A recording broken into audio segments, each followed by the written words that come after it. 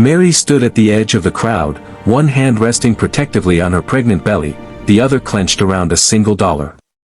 Dust hung thick in the afternoon air, and the wooden platform ahead of her creaked under the weight of broken men, soldiers no longer wanted, no longer useful, being sold off like forgotten tools. This was not a place for mercy. And yet, Mary was there. 3 months earlier, she had buried her dreams instead of her husband. Jacob had gone to war with a promise to return before their child was born. Instead, a letter came. Folded. Final. Killed in action. No body. No goodbye. Now Mary was a widow at 26, carrying a child into a world that had already taken too much. The auctioneer's voice rang out. Next. Wounded soldier. Weak arm. Bad leg. Who'll take him? A man was pushed forward. He nearly fell. His uniform was torn and stained, one sleeve empty where an arm should have been strong. His face was pale, lined with pain, but his eyes still held something alive. Dignity. Pain, yes. But also quiet endurance. The crowd murmured. He'll die before winter. Not worth feeding. Useless. No one bid. Mary felt a tightening in her chest she couldn't explain. She stepped forward. I'll take him, she said. Laughter rippled through the crowd. The auctioneer sneered. Woman, you need a husband, not a burden. Mary opened her palm. $1 lay there. $1, she said softly. That's all I have. The crowd fell silent. The auctioneer hesitated, then shrugged. Sold. The rope binding the soldier's wrists was cut. He swayed, nearly collapsing, but Mary caught him, steadying his weight against her own small frame.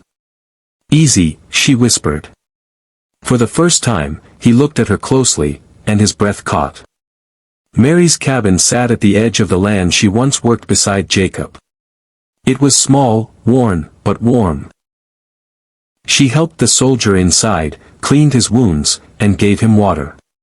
You didn't have to do this, he said quietly. Yes, Mary replied, I did. He noticed the way she moved slowly, carefully. You're expecting, he said. She nodded. My husband died in the war. The soldier lowered his head. I'm sorry. That night, the rain came hard, pounding against the roof. Mary sat near the fire, sewing a small blanket for the baby. The soldier lay restless, his breath uneven. Then he spoke. You shouldn't trust me, he said. Mary looked up. Why? His voice dropped to a whisper. Because I knew your husband. The needle slipped from her fingers. What? His hands trembled. Jacob. Her heart slammed painfully against her ribs. How do you know his name? She demanded. Tears filled the soldier's eyes. Because he was my brother. The world seemed to tilt. No, Mary whispered. He never told me. He didn't know I was alive, the soldier said. We were separated years ago. Found each other again in the war. Mary sank into the chair, breath shaking. He saved me, the soldier continued. A shell hit our position. He pushed me out of the way. His voice broke. He took the blast meant for me. Silence filled the room. He made me promise, the soldier said, tears falling freely now. Promise I'd find you. Promise I'd take care of you. And the child. Mary covered her mouth, sobs escaping despite her efforts. All this time, she thought she was alone. She wasn't. The weeks that followed changed everything. Mary nursed the soldier back to health. His name was Thomas. He helped where he could, mending fences, chopping wood with one arm, working through pain without complaint. At night, he told her stories of Jacob, how he laughed, how he spoke endlessly about his wife and unborn child. Hope, Jacob had called them. They're my reason to survive. When winter came early, food grew scarce. One night, Mary pushed her plate toward Thomas. "You need it more," she said. He shook his head. "The baby comes first." That was the moment Mary realized something profound. Kindness wasn't weakness. It was strength shared. The baby was born on a cold morning, the sky pale and still. A boy. Mary placed the child gently in Thomas's arms. His body shook as tears streamed down his face. "He has Jacob's eyes," he whispered.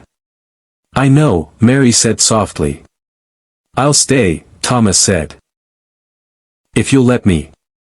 Not as a burden. As family." Mary smiled through tears. $1, she said quietly. "That's all it took." Thomas smiled sadly. "No," he replied. "It took a heart brave enough to give when it had nothing left." Years later, people would speak of the widow who bought a broken soldier. But Mary knew the truth. She hadn't bought a man.